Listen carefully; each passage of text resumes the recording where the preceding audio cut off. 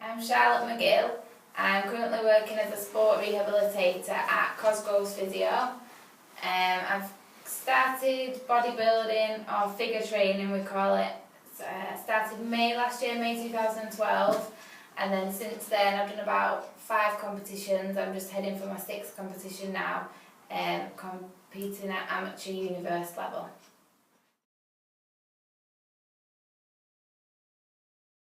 I've always been a competitive person and I've always wanted to have an athletic physique but never known the tools how to do it.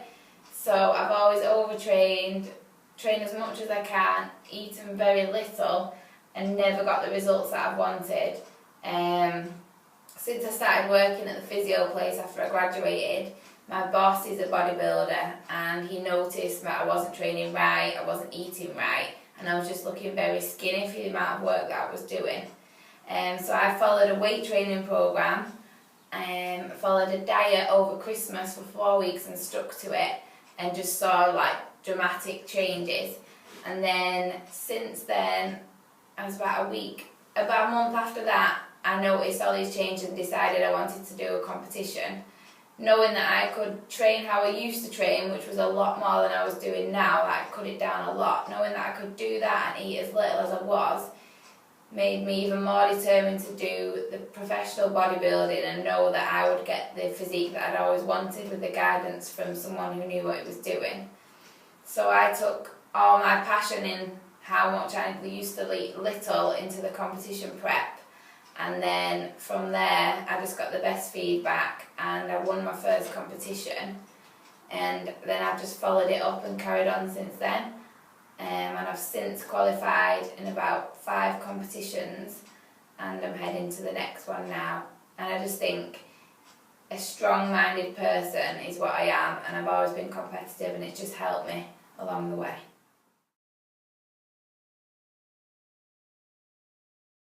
So my diet coming up to competition is generally quite plain, quite boring to some people, but to me, I feel like I love it. I probably eat like chicken and rice and broccoli and the usual type of bodybuilding foods. Even off season, I could eat what I wanted to, but I've always got the goal in my head of that desired physique, and I'll stop myself from eating too much bad food. And I generally stick to it all year round, but I'd say off season I probably eat a lot more healthy carbohydrates, and then as I'm coming into a competition I'll just gradually taper that down, and it comes very low, but even that very low point is a lot more than I used to eat, so I still accept that as quite good food from what I was used to before, and it just helps me deal with it a bit easier.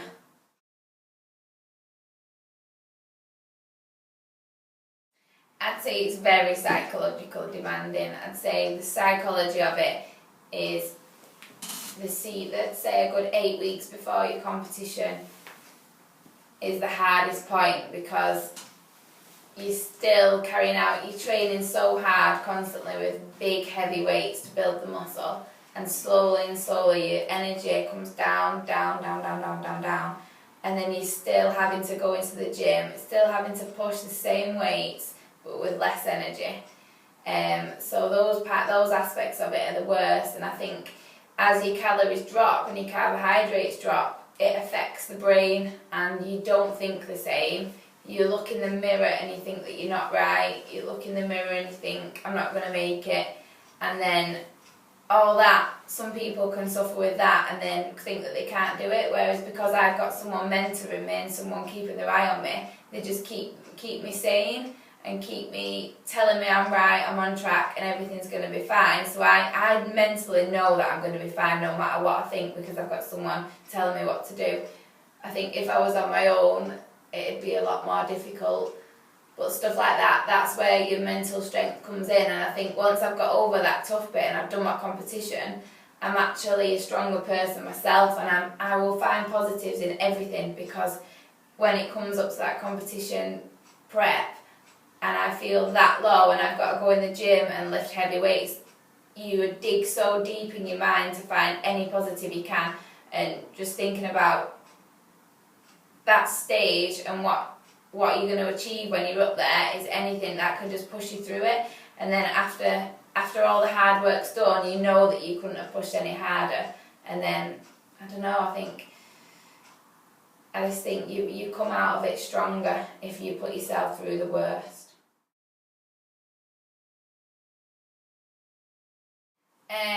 We always warm up with weights, gradually increasing the weights, and then I'll just push myself through the hardest weights.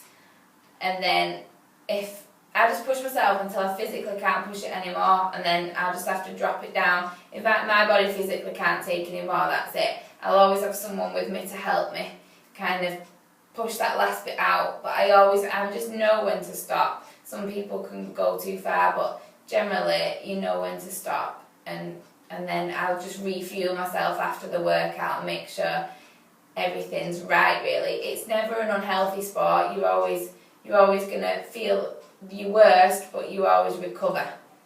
Like, people think that they go too hard in the gym, but I always go to just the point where I know is right, and then I'll fuel myself afterwards with like the right nutrients, the right carbohydrates, and then I'll be fine. It's just the moment in the gym that's the hardest, and then you're all right.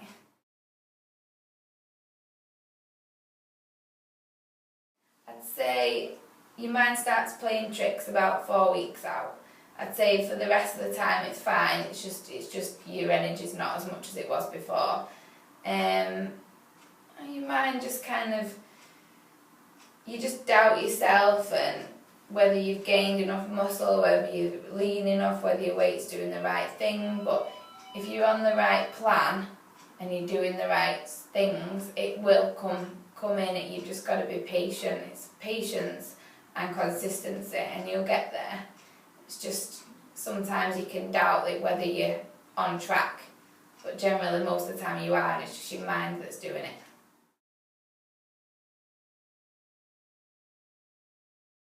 My confidence, I'd say it comes from knowing that I've pushed myself to the extreme and that I couldn't have done any more.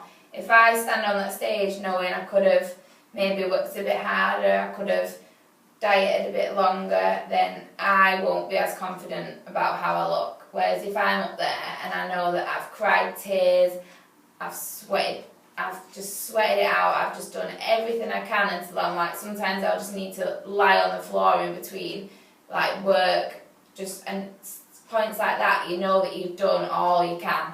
And knowing that I've done absolutely everything and no more, and that it's been the right stuff that I've been told to do by a professional, then that I'm confident on that stage, and I'm just going to use that time to show what everything I've worked for, and that as well gives me confidence. I've got about 5 minutes on a stage to show probably about 6 months of hard work, so that kind of boosts your confidence as well.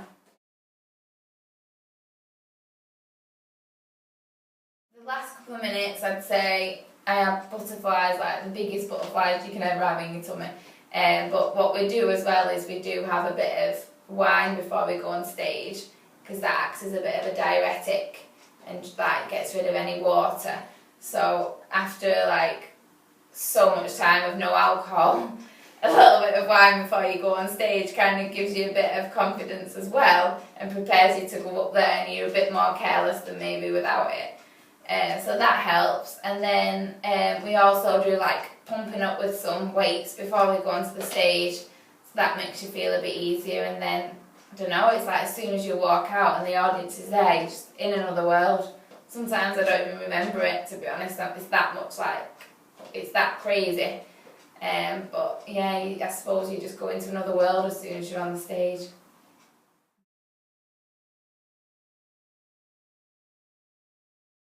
That's important. Like, it's hard for people that aren't within bodybuilding to understand it, and a lot of my friends are not into it. They don't even go to the gym. My mum doesn't have a clue. My sister's not into it either, and for them to understand it means a lot to me, because I know that they don't know exactly why I'm doing things, but they just do it. Like, I'll go shopping with my mum and I'll need to take boxes of food with me to the supermarket and stuff like that, and for her to just accept it and just help me along the way with stuff like that just helps. Like, even my friends, when I can't go out and I can't drink, they don't complain at it or anything. They'll just go with me and go with it, and it just makes it a lot easier.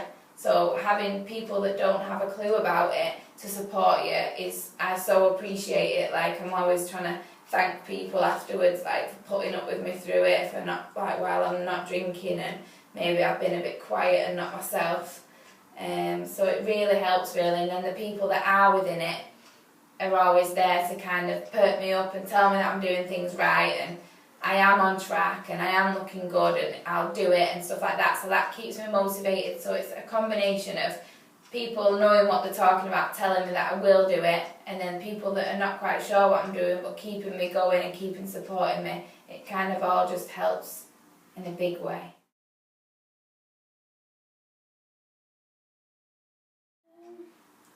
I think it's important to set goals, but I think sometimes you can beat yourself up with goals. In my head, I'm just going to constantly work to my best and see how I come out, rather than setting a goal and not making it and then getting annoyed at myself. At the minute, I haven't got an actual...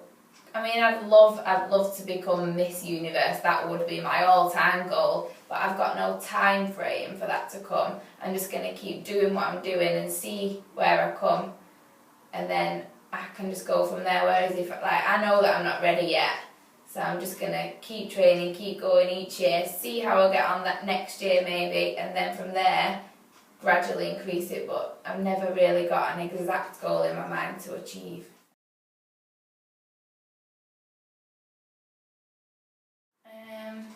To be successful, I'd always say the right mindset is just constantly positive. You've got to find positives in everything, and you've got to remember why you're doing it, why you first decided you wanted to do this, and what you're doing it for. Like, what you might wake up one morning and feel like you're going to have a bad day. If you walk into that day thinking you're going to have a bad day, you're going to have a bad day. If you walk into that day with a smile on your face and you're welcoming other people, they're going to smile back at you and you're going to have a better day. Everything like that runs through my mind. Like, I'll wake up and probably thinking I'm going to have the worst day, and I'll tell myself, you're going to have a good day. Remember why you're doing this. Find a positive in everything. You've got nothing to worry about. There's absolutely no problems at the minute. Why are you going to have a bad day? And then stuff like that, just picking out the positives and looking forward and remembering that these days are going to get better, are just going to push you through it. It's just about, I think, a positive mental attitude constantly.